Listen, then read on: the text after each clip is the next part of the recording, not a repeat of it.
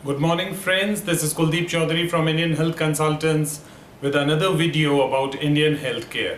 पिछले वीडियो में हमने बात की थी कि किस प्रकार से जो हेल्थ केयर है उसके ऊपर चारों तरफ से खतरे मंडरा रहे हैं। पहले वीडियो में हमने बात की थी किस तरह से डिजिटल प्लेटफॉर्म्स जैसे प्रेक्टो, एमफाइन ये सारे चारों तरफ से घेराबंदी कर रहे हैं। प्राइस को माध्यम बना करके ये आपके जो कैश पेशेंट्स हैं, जो सर्जिकल पेशेंट्स हैं, डायग्नोस्टिक्स, ओपीडी, इन सब सेगमेंट्स को अपनी तरफ कर रहे हैं और एक ऐसी स्थिति में हेल्थ केयर को ले आएंगे जिस प्रकार से मेक माई ट्रिप जैसे प्लेटफॉर्म्स ने हालत कर दी है होटल्स की, या अमेजोन और फ्लिपकार्ट जैसे प्लेटफॉर्म्स ने हालत कर दी है रिटेल की। पिछले वीडियो में 2 दिन पहले हमने बात की थी कि एक बहुत बड़ा खतरा हेल्थ केयर के ऊपर मंडरा रहा है और ये खतरा आता है प्राइस को लेकर के। पिछले 15-20 वर्षों से हेल्थ केयर की प्राइसिंग पे लगातार आघात होते जा रहे हैं। पहले CGHS की रेट्स आई जो कि नॉर्मल टैरिफ के मुकाबले बहुत ही कम थी, उसके बाद आयुष्मान, और अब अगले 6 से 12 महीनों के दौरान एक यूनिफाइड पोर्टल लॉन्च करने की योजना सभी हेल्थ इंश्योरेंस कंपनीज ने की है, जिसमें कि वो तमाम अस्पताल जो कि एम्पैनल्ड पेशेंट्स का इलाज करते हैं, इंश्योरेंस के पेशेंट्स का इलाज करते हैं, और वर्तमान में सभी अस्पतालों को अलग अलग रेट्स इंश्योरेंस कंपनीज की तरफ से दी गई हैं। इन सभी रेट्स को यूनिफॉर्म रेट्स बना करके और एंड में वो आपको आयुष्मान वाली रेट पर ही भुगतान करेंगे। इससे इंश्योरेंस इंडस्ट्री के अंदर उन्हें कम से कम 40 से 50 हजार करोड़ रुपए सालाना का मुनाफा होगा, जो कि एक बहुत बड़ा मुनाफा है। लेकिन जो हेल्थ केयर है, विशेषकर जो सिंगल हॉस्पिटल ओनर हैं हमारे देश में, जो डॉक्टर ओन्ड हॉस्पिटल हैं, उनकी कमर ये चीज पूरी तरह से तोड़ देगी। हमने पिछले वीडियो में बात की थी कि जो अगला वीडियो होगा उसमें हम इस समस्या से निपटने के लिए क्या प्रयास किए जा सकते हैं उनके बारे में बताएंगे। तो आज का वीडियो हमारा इसी टॉपिक के ऊपर है कि इस तरह की जो समस्या आने वाली है या जो ऑलरेडी आई हुई है उसका मुकाबला किस तरीके से किया जा सकता है। आज समस्या ये है कि इंडिया में कम से कम 15 से 18 हजार हेल्थ केयर फैसिलिटीज हैं जहां पेशेंट्स को एडमिट करके इलाज किया जा सकता है, जिन्हें आप नर्सिंग होम्स बोल सकते हैं, छोटा हॉस्पिटल बोल सकते हैं, या सिंगल डॉक्टर ओन्ड हॉस्पिटल बुला सकते हैं। और इन्हीं के बीच में कॉर्पोरेट हॉस्पिटल्स हैं जिनके बीच में कंसोलिडेशन होता जा रहा है, जिसके बारे में भी हमने पिछले वीडियो में बात की थी कि किस प्रकार से बिग बिजनेस है इन हॉस्पिटल्स को अक्वायर करता जा रहा है और ऑलमोस्ट 20% बेड्स इस वक्त बिग बिजनेस ओन्ड हॉस्पिटल्स के हाथ में आ चुके हैं। अब क्योंकि इंश्योरेंस कंपनीज जो हैं उनका मालिक भी बिग बिजनेस है और अब इन कॉर्पोरेट हॉस्पिटल्स का मालिक भी बिग बिजनेस है, तो ये दोनों एक टैंडम में काम करने वाले हैं, जहां पर कि इस यूनिफाइड पोर्टल जैसी चीज में उन अस्पतालों को जो कि बिग बिजनेस ओन्ड हॉस्पिटल्स होंगे उन्हें तो बेहतर रेट्स दी जाएंगी, लेकिन जो सिंगल डॉक्टर ओन्ड हॉस्पिटल्स हैं उनको पैथेटिक रेट्स ऑफर किए जाएंगे ताकि उनकी सर्वाइवल ही असंभव हो जाए और एक दिन ऐसा आए कि ये सभी लोग अपने अस्पतालों को औने पौने दामों पर बेचने के लिए मजबूर हो जाए। आज अगर हम देखें तो जो कॉर्पोरेट हॉस्पिटल्स हैं उनमें और जो डॉक्टर ओन्ड हॉस्पिटल्स हैं उनमें क्या डिफरेंस है। इस वक्त करीब 80% जो हॉस्पिटल्स हैं वो नॉन कॉर्पोरेट हॉस्पिटल्स हैं, सिंगल डॉक्टर ओन्ड हॉस्पिटल्स हैं। उनके पास में वो तमाम सुविधाएं हैं जो कि एक कॉर्पोरेट हॉस्पिटल में होती हैं। उनके इक्विपमेंट्स भी उसी क्वालिटी के हैं, उनके पास कंसल्टेंट्स भी उसी लेवल के हैं। फर्क है तो ब्रांडिंग का और पोजीशनिंग का। आज अगर एक कॉर्पोरेट हॉस्पिटल है तो वो करीब 15 से लेके 25% एबिटा मार्जिन पर काम करते हैं, और हमारे जो स्मॉलर हॉस्पिटल्स हैं वो करीबन 35 से 40% एबिटा मार्जिन पर काम करते हैं। उनका मार्जिन ज्यादा इसलिए होता है क्योंकि बहुत सारा काम जो डॉक्टर ओनर हैं वही कर लेते हैं और उसके अलावा उन्होंने बहुत सारी दूसरी चीजें जिन पे खर्च करना चाहिए उन खर्चों को इग्नोर करते हैं, कॉस्ट सेविंग्स करते हैं, इस वजह से उनका एबिटा हाई है। लेकिन ये स्थिति बहुत तेजी से पलट रही है क्योंकि छोटे अस्पतालों पे प्राइस का प्रेशर है, उनका प्राइस लगातार तेजी से गिरता जा रहा है। बड़े अस्पतालों के लिए जो प्राइस है वो बेटर होता जा रहा है और इसलिए बड़े अस्पतालों का एबिटा जो है वो इंप्रूव करता जा रहा है, छोटे अस्पतालों का एबिटा डिटीरियरेट करता जा रहा है। इस समस्या का फिर मुकाबला कैसे किया जाएगा? किसान आंदोलन के बारे में हमने पिछले वीडियो में बात की थी, किस तरह से छोटे छोटे किसानों ने यूनाइट होकर के एक संयुक्त किसान मोर्चा बनाया और इतनी शक्तिशाली सरकार जो कि कह रही थी कि हम किसी भी सूरत में इन कानूनों को वापस नहीं लेंगे, उन्हें भी मजबूर कर दिया। हाल ही में आपने राजस्थान के अंदर देखा, जब राइट टू हेल्थ बिल जबरदस्ती डॉक्टरों के ऊपर थोपा जा रहा था, किस प्रकार से तमाम डॉक्टर सरकारी हों चाहे प्राइवेट हों, सभी एकत्रित हुए, एकजुट हुए और साथ मिलकर के संघर्ष किया, तो सरकार को अपने कदम पीछे खींचने पड़े। एकता में ही शक्ति, और ये बात हमारे हेल्थ केयर को समझनी पड़ेगी। ऑलरेडी बहुत सारे शहरों में नर्सिंग होम एसोसिएशन बनी हुई है, लेकिन एक शहर में नर्सिंग होम बनाने का कोई औचित्य नहीं होता, कोई पर्पस नहीं होता है।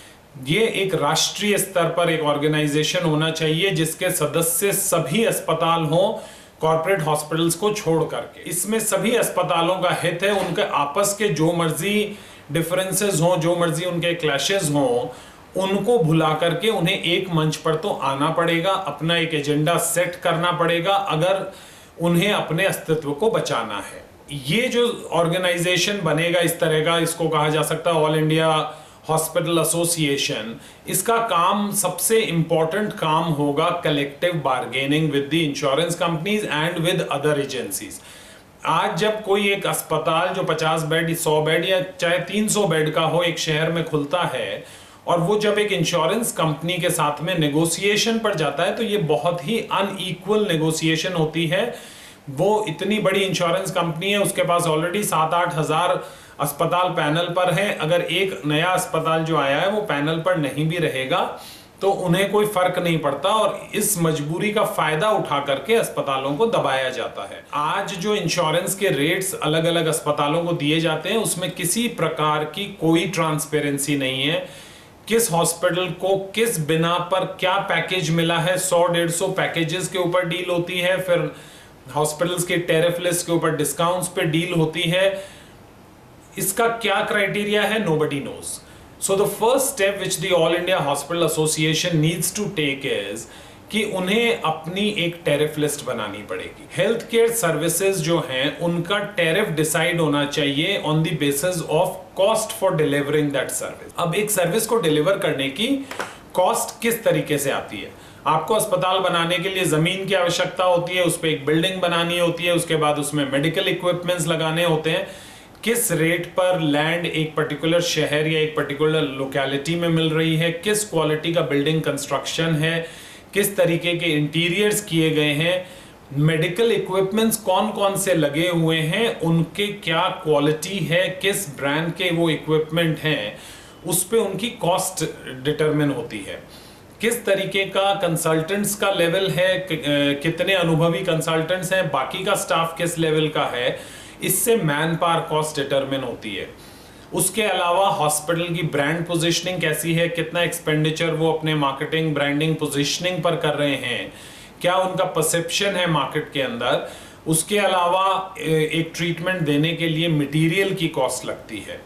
ये जो सारी कॉस्ट हैं, इनको डिटरमिन करके ही एक पर्टिकुलर ट्रीटमेंट, जैसे कि कोई सर्जरी है, अगर एक एंजियोप्लास्टी एक पर्टिकुलर हॉस्पिटल में की जा रही है तो उस अस्पताल की कॉस्टिंग कितनी आती है, उसमें 10 से 15% प्रॉफिट को जोड़ करके उसका प्राइस तय किया जा सकता है।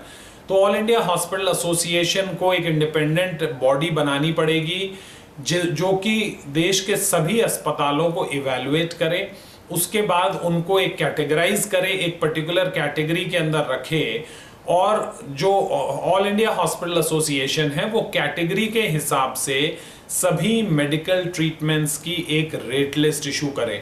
तो अगर आप 5 कैटेगरी में देश के तमाम अस्पतालों को बांटते हैं तो आपके पास 5 कैटेगरीज होनी चाहिए टैरिफ लिस्ट की, जिनमें ऑफ कोर्स बहुत ज्यादा डिफरेंस नहीं हो सकता, क्योंकि कहीं भी आप बिल्डिंग बनाएंगे या डॉक्टर लगाएंगे, ऑलमोस्ट कॉस्ट किसी भी शहर में कर लीजिए बराबर आती है।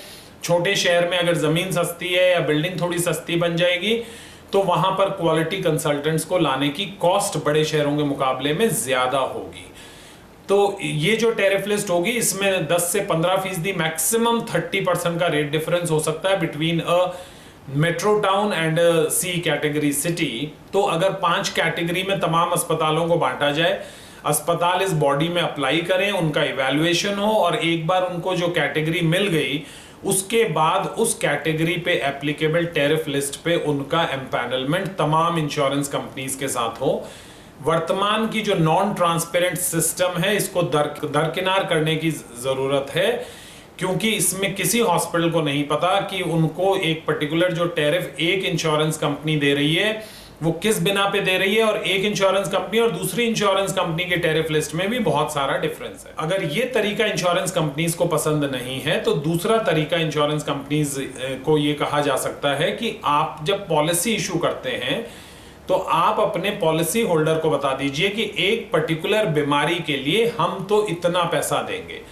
उसके बाद वो पॉलिसी होल्डर पर डिपेंड करता है, अगर उसकी 5 लाख की पॉलिसी है और उसे एक पाइल्स की बीमारी के लिए अगर 50,000 रुपए मिलते हैं तो वो देखेगा कि किस अस्पताल में तो 50,000 में ही ट्रीटमेंट मिल रहा है, यानी उसकी जेब से कुछ नहीं लगेगा, और किस अस्पताल में ये ट्रीटमेंट 1 लाख रुपए में मिल रहा है, यानी 50,000 इंश्योरेंस कंपनी देगी और 50,000 उसे अपनी जेब से देना पड़ेगा। ये सिस्टम भी बहुत बेहतर सिस्टम है, क्योंकि इसमें जो महंगे अस्पताल हैं यानी कि जो कॉर्पोरेट हॉस्पिटल्स हैं वो पूरे बिजनेस को कॉर्नर नहीं करेंगे, जो कि वर्तमान वाले सिस्टम में उसकी पूरी संभावना भी बनी हुई है और ऐसा हो भी रहा है। अगर आज मेरे पास एक इंश्योरेंस पॉलिसी है 5 लाख रुपए की और शहर में मैं एक नर्सिंग होम में जाता हूं जहां पर भी मुझे 100% कैशलेस मिल रहा है और एक कॉर्पोरेट हॉस्पिटल में भी 100% कैशलेस मिल रहा है, तो मेरी टेंडेंसी होगी कि मैं उस कॉर्पोरेट हॉस्पिटल में जाऊं, क्योंकि उसका एम्बियंस, उसका प्रेजेंटेशन बहुत बेहतर है। उस वजह से एक non level playing field create हो रखी है। ये जो मैंने दूसरा सुझाव दिया इसके माने जाने की संभावना बहुत कम है, क्योंकि जैसा मैंने आपको पहले बताया जो इंश्योरेंस कंपनीज के मालिक हैं वही इन कॉर्पोरेट अस्पतालों के भी मालिक हैं, यानी दोनों तरफ मालिक बिग बिजनेस ही हैं। इसलिए वो किसी भी सूरत में छोटे अस्पतालों को लेवल प्लेइंग फील्ड नहीं देने वाले हैं। सरकार से और मीडिया से अगर आप उम्मीद करते हैं कि वो इस तरीके का कोई वो प्रोग्राम करेंगे या इस तरह की कोई पॉलिसी लेकर के आएंगे जिससे कि छोटे अस्पतालों को सरवाइव करने में मदद मिले, तो भूल जाइए, क्योंकि वो भी बड़े बिजनेस के लिए ही काम करते हैं। आज अगर हमारे स्मॉलर हॉस्पिटल्स को इन कॉर्पोरेट हॉस्पिटल से मुकाबला करना है तो उन्हें अपना सर्विस प्रेजेंटेशन बहुत सुधारना पड़ेगा।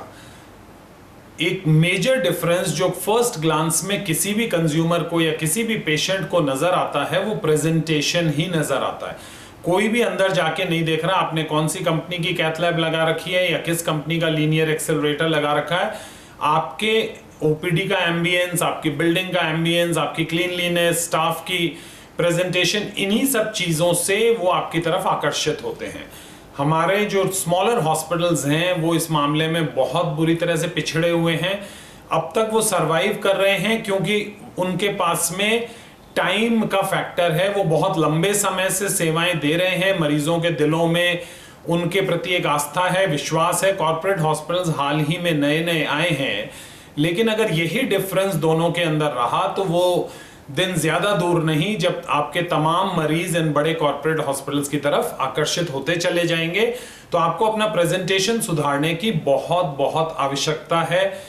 प्रेजेंटेशन किन चीजों पर निर्भर करता है? आज अगर आप किसी भी स्मॉलर हॉस्पिटल में जाते हैं तो वहां ब्रांडिंग का कोई कॉन्सेप्ट नहीं। इंद्रधनुषी रंगों की तरह से आपको वेटिंग एरिया नजर आएगा जहां 15 तरह के रंग लगे हुए हैं। किसी दरवाजे पे कोई नोटिस लगा हुआ है, जिसके मन में आता है वो जाता है, प्रिंटर से एक नोटिस निकालता है, आड़ा तिरछा जैसे मर्जी उसको लाल नीली हरी टेप से चिपका देता है। क्या आप कभी मैक्स हॉस्पिटल या फोर्टिस हॉस्पिटल में जाते हैं, आपको वहां पे इस तरह की चीजें दिखाई देती हैं? बिल्कुल भी नहीं। वहां पे ब्रांड कॉन्शियसनेस है, इंटरनल साइनेजेस प्रोफेशनल्स द्वारा किए जाते हैं। आज जो हमारे छोटे हॉस्पिटल्स हैं उनमें सारे काम वो स्वयं ही कर लेते हैं, इंटीरियर डिजाइनिंग से लेकर के इंटरनल साइनेजेस, कम्युनिकेशन, ये सारी चीजें जो हैं वो स्वयं ही कर लेते हैं। There are no professional agencies hired, so that creates a complete difference in the presentation. Second जो प्रेजेंटेशन का एस्पेक्ट आता है वो आता है आपके स्टाफ की क्वालिटी।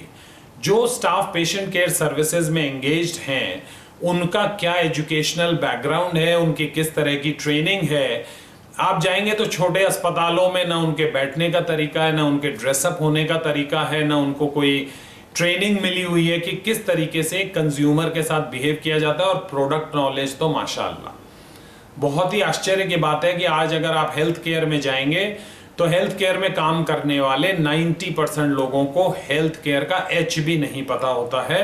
वो सिर्फ अपना काम करना जानते हैं, इधर से ये सिरिंज उधर पकड़ा दी, दे हैव नो आइडिया। अगर आप लैब में जाके पूछेंगे तो 90% lab technicians do not even know what HbA1c test is all about. So this is a very dangerous situation. ऐसा नहीं है कि जो कॉर्पोरेट हॉस्पिटल्स हैं उनका स्टाफ बहुत ज्यादा नॉलेजेबल है, पर डेफिनेटली वो बहुत ज्यादा प्रेजेंटेबल। 15 साल पहले जब NABH इंट्रोड्यूस किया गया तो कॉर्पोरेट हॉस्पिटल्स ने उसको बहुत सीरियसली लिया। प्रत्येक कॉर्पोरेट हॉस्पिटल में एक क्वालिटी डिपार्टमेंट बनाया गया, हर एक एम्प्लॉय के जॉब डिस्क्रिप्शंस, की रिजल्ट एरियाज डिफाइन किए गए और उन्होंने उन क्वालिटी इंडिकेटर्स को मेजर करना शुरू किया। NABH का जो रास्ता था उस रास्ते पर चलते हुए उन्होंने अपनी क्वालिटी के अंदर सिग्निफिकेंट इंप्रूवमेंट किया। यहीं पर हमारे छोटे अस्पताल चूक गए। उन्होंने NABH को एक डंडा समझ करके कि एम्पैनलमेंट रखना है इंश्योरेंस कंपनी के साथ, तो NABH एक सर्टिफिकेट है जो येन केन प्रकारेण लेना है। ना कोई क्वालिटी टीम बनाई गई, ना किसी तरह के कोई SOPs क्रिएट किए गए, किताबें बंद करके रह गई, डॉक्यूमेंट्स बना दिए गए, डेटा क्रिएट कर दिया गया, क्वालिटी में कोई चेंज नहीं आया। आज भी 90% ऑफ दोज हॉस्पिटल्स जिनके पास NABH है, of the smaller hospitals, they have no significant change in the quality parameters. ये बदलने की आवश्यकता है। आपको अपने तमाम SOPs क्रिएट करने की जरूरत है, आपको उनको फॉलो करने की जरूरत है, क्वालिटी इंडिकेटर्स को कंटिन्यूअसली मॉनिटर करने की जरूरत है और उनमें कंटिन्यूअस इंप्रूवमेंट करने की जरूरत है। ये चीज कैसे होती है? जब तक आपके स्टाफ के पास कोई जॉब डिस्क्रिप्शन नहीं है, कोई उनका की रिजल्ट एरिया नहीं है, उनको किसी प्रकार का कोई भय नहीं है कि अगर मैंने ये काम नहीं किया तो मेरे रिजल्ट्स अफेक्ट हो जाएंगे, तो वो उसी तरह से बिहेव करेंगे जैसे आज करते हैं। अगर आप जाएंगे तो जो छोटे प्राइवेट हॉस्पिटल्स हैं उनमें और एक सरकारी विभाग में ज्यादा डिफरेंस नहीं लगता है। The entire health care is in the smaller hospitals is geared towards being doctor centric rather than being patient centric. One of our biggest problem in the smaller doctor owned hospitals is the lack of professional management. The management is sir and ma'am. पूरी ताकत, पूरी authority, सारे तमाम decisions sir और ma'am के बीच में ही फंसे हुए हैं। तमाम एम्प्लॉइज इसी बात का बहाना बना लेते हैं कि हमारे पास में कोई अथॉरिटी नहीं है, so we cannot do anything. Now this is something which needs to be changed. Yes, you might be very good doctors, but that doesn't make you necessarily good managers. You need to hire professionals to run various departments in your hospital, be it patient care services, security, dietetics, finance, HR, sales and marketing. तो आज जो स्थिति, और इसका सबसे बड़ा कारण है कि जो आपके मेन डॉक्टर हैं, जो ओनर डॉक्टर्स हैं, by the time they finish with their patients, the day is already gone. So when will you solve the day to day problem? So that becomes the biggest casualty. और अगर आपको अपनी quality सुधारनी है तो day to day problems को iron out करना पड़ेगा, उन्हें सॉल्यूशन की तरफ लेकर के जाना पड़ेगा। छोटे अस्पतालों में ये डे टू डे प्रॉब्लम्स जो हैं ये या तो कारपेट के नीचे धकेल दी जाती है या पोस्टपोन होती रहती हैं। कितने ऐसे अस्पताल हैं, अपने दिल पे हाथ रख के बताएं, जिनमें कि एक एनुअल ऑपरेटिंग प्लान बनता हो, जिनमें कि मंथली बिजनेस प्लान्स बनते हो, मंथली रिव्यू मीटिंग्स होती हो, एक स्ट्रक्चर्ड वे में ऑर्गेनाइजेशन को रन किया जाता हो। जब डॉक्टर साहब के पास टाइम होगा वो बुला लेंगे, हाँ भाई बताओ और क्या चल रहा है, उसके बाद में 2-4 कहानी वो स्टाफ के लोग सुनाएंगे, इतने में दूसरा पेशेंट आ जाएगा and the meeting is over. This is what happens across the hospitals, and that is why the presentation, the everything in a smaller hospital looks compromised because of the lack of professional management.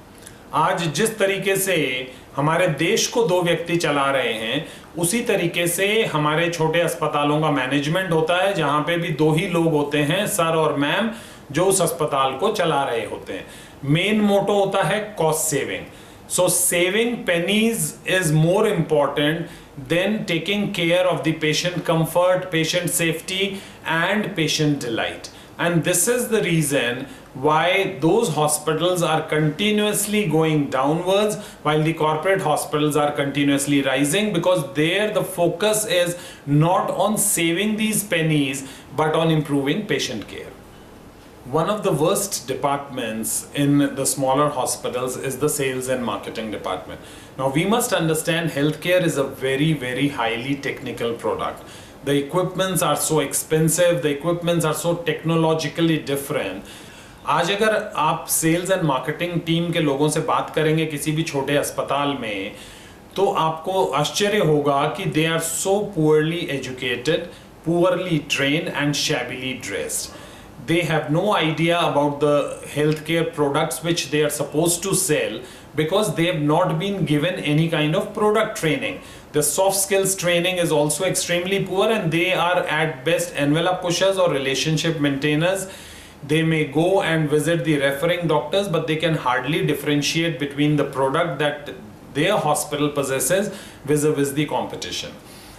अभी हाल ही में एक बहुत ही मशहूर अस्पताल है वाराणसी जहां पर मैं था, और मुझे आश्चर्य हुआ कि उन्होंने इलेक्टा कंपनी की जो टॉप मोस्ट लीनियर एक्सेलरेटर है वो इंस्टॉल किया है. बट मैं यकीन के साथ कह सकता हूं कि जो सेल्स एंड मार्केटिंग टीम है उन्हें नहीं बताया गया होगा कि इस मशीन में और इलेक्टा की ही दूसरे जो लीनियर एक्सेलरेटर हैं उनमें क्या क्वालिटेटिव डिफरेंस है. जो इन पैरामीटर्स, जिन टेक्निकल पैरामीटर्स का डिफरेंस है, उससे पेशेंट केयर पे क्या फर्क पड़ने वाला है. और यही वजह होती है कि बेस्ट टेक्नोलॉजी तो डिप्लॉय कर देते हैं छोटे अस्पताल, पर उसको मार्केट नहीं कर पाते हैं.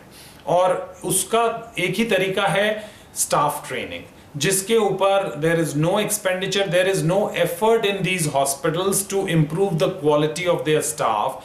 While I always have been focusing that in order to win over a competition, you do not need capital, you do not need political backing, all you need is a man over man and women over women superiority. अगर corporate अस्पताल के front office में कोई reception पे जो व्यक्ति है, क्या आपका रिसेप्शनिस्ट उससे नॉलेज में, बिहेवियर में, प्रेजेंटेशन में बेहतर है? अगर है तो इस युद्ध को आप जीतेंगे, अगर नहीं तो हार निश्चित. Last but not the least is resource sharing. अगर आपको इन बड़े कॉर्पोरेट अस्पतालों से मुकाबला करना है तो आपको रिसोर्स शेयरिंग करनी पड़ेगी. रिसोर्स शेयरिंग क्या होती है? आज एक कॉर्पोरेट हॉस्पिटल है जिसके पास देश में 42 अस्पताल हैं. उन्होंने एक टॉप के न्यूरोसर्जन को रिक्रूट किया, तो वो न्यूरोसर्जन उन्हीं के 5-6 जो अस्पताल है अलग अलग शहरों में, उनमें अपनी सेवाएं देते हैं. This is called resource sharing. तो आवश्यकता इस बात की है कि जो सिंगल डॉक्टर ओन्ड हॉस्पिटल्स हैं वो अपने डॉक्टर्स का जो सबसे इंपॉर्टेंट रिसोर्स किसी भी अस्पताल में डॉक्टर होते हैं उनको शेयर करें दूसरे अस्पतालों के साथ. वो टाई अप करें दूसरे शहरों के अंदर, वहां अपने डॉक्टरों को भेजें और उनके डॉक्टरों को अपना प्लेटफॉर्म यूज करने दें. अभी क्या होता है कि जो भी हमारे छोटे हॉस्पिटल्स हैं या छोटे शहरों के बड़े हॉस्पिटल भी हैं, वो इन कॉर्पोरेट हॉस्पिटल के डॉक्टरों को अपना प्लेटफॉर्म देते हैं. वो ये नहीं जानते कि वो यहाँ आकर के आपके लिए कोई वैल्यू ऐड नहीं कर रहे हैं. वो आप ही के पेशेंट को एक एक्सपोजर दे रहे हैं अपने कॉर्पोरेट हॉस्पिटल का. और अभी तो बहुत थोड़े से ही पेशेंट है जो आपका शहर छोड़ करके दूसरे शहर में इन कॉर्पोरेट अस्पतालों की तरफ जाएंगे. पर जैसे ये कॉर्पोरेट हॉस्पिटल आपके शहर में अपना अस्पताल खोलेंगे तो आपके ये तमाम मरीज उनके दर पर पहुंच जाएंगे. So stop this practice of giving exposure to the consultants, super specialists from these corporate hospitals and start sharing the resources amongst yourself. मुझे मालूम है कि एक शहर में अगर 15-20 अस्पताल हैं, वो एक दूसरे का कंपटीशन समझते हैं और उनके पास अगर कोई पेशेंट रेफर करने के लिए होता है तो वो रेफर भी इन कॉर्पोरेट अस्पतालों को करते हैं, क्योंकि वो मेंटली ही इन हॉस्पिटल्स को अपने से सुपीरियर मानते हैं, जबकि ऐसा हरगिज नहीं है. बहुत सारे जो कॉर्पोरेट हॉस्पिटल्स हैं वो सिर्फ चकाचौंध में हैं, अगर आप जाकर के देखेंगे उनके पास कंसल्टेंट्स की वो क्वालिटी भी नहीं है, इक्विपमेंट्स की भी वो क्वालिटी नहीं है जो बहुत सारे छोटे शहरों के अस्पतालों के पास में है। पर वो जब रेफर करने के लिए पेशेंट बोलता है या उन्हें लगता है इसे रेफर कर दिया जाए, तो उन्हें बड़े शहरों में इन कॉर्पोरेट हॉस्पिटल्स की तरफ रेफर कर देते हैं, बगैर ये जानते हुए भी कि ऐसा कोई क्वालिटेटिव डिफरेंस दोनों के बीच में नहीं है। तो ये रिसोर्स शेयरिंग कॉर्पोरेट हॉस्पिटल्स के साथ बंद कीजिए और आपस में प्रारंभ कीजिए। So basically in the nutshell, as I told in the previous video, this is a very tough fight.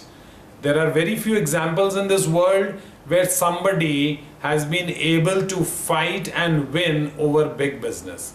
But as I said in my last video, लड़ेंगे तो शहीद कहलाएंगे, और अगर हथियार डाल देंगे तो जिस तरह से जनरल नियाजी ने 1971 के युद्ध में हथियार डाले थे, तो हम भी नियाजी कहलाएंगे। लड़ना तो हमें है, लड़ना कैसे है उसके लिए मैंने आपको बता दिया। improve your brand positioning, improve your presentation, which is the most important, training of your people, improve your market sales and marketing, अपनी मार्केटिंग टीम को इंप्रूव कीजिए, अपने सारे एम्प्लॉइज का स्टैंडर्ड इंप्रूव कीजिए, अपनी डिजिटल प्रेजेंस को इंप्रूव कीजिए, hire professionals, go to the professional agencies when you need to get the interiors done, when you need to get the signages done, when you need to design an advertisement, because this is where your presentation looks extremely shoddy as compared to the corporate hospitals. Unite under one common banner and do collective bargaining with external agencies. Put your house in order and you can still fight. Thank you.